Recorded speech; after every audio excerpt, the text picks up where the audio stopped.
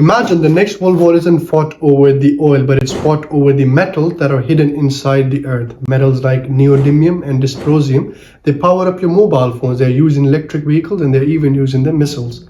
So, who owns these metals and why is the world fighting over them? Let's find out in this video. Rare earth elements are 17 metals that are critical to modern technology. They power your mobile phones, electric vehicles, and even used in the military equipment. So, what's the problem?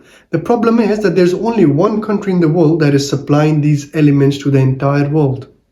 Now, I'm going to give you guys 10 seconds to guess that country. Your time starts now.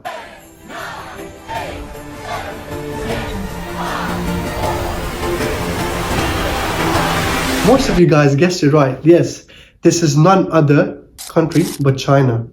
So China controls the supply of the rare earth element. So this gives China the ultimate power and the authority to influence the countries in the world. Now, this whole scenario is creating global battle, and now we're going to discuss the battle timeline. So in the phase number 1, China built dominance from 1980 to 2020 by mining cheaply and controlling refining. In the phase number 2, from 2020 to 2024, countries started realizing this dependence on China and they sounded the alarm.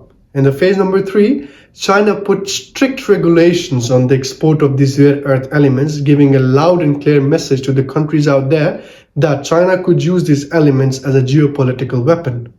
Then in the phase number 4, countries started looking for other alternatives. They're trying to build more mines and refineries outside China to finally end this dependency.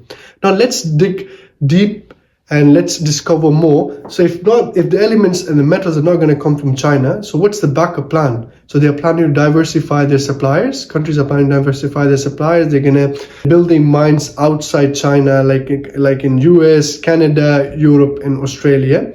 Most of the countries, they're also recycling these metals used in old electronics, and they're also looking for some substitutes that can be used instead of these rare earth elements. Now let's discuss the challenges and pushbacks. So building a mine and refinery outside China is not an easy process. It requires a lot of money and it requires a lot of effort. So another major concern is the pollution. Building a mine can cause land and water pollution.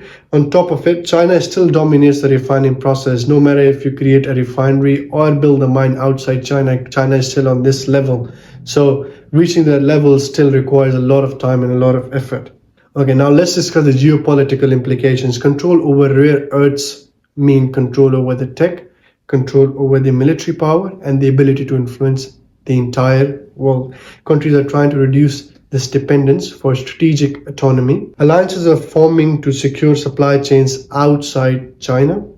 And lastly, this could reshape the global trade and power for decades. Rare earths may not dominate the headlines like the oil, but they may define the next century's geopolitics. From your phone to missiles, these metals matter more than we think. What do you think? Can the West reduce China's grip on rare earths? Comment below and let's discuss.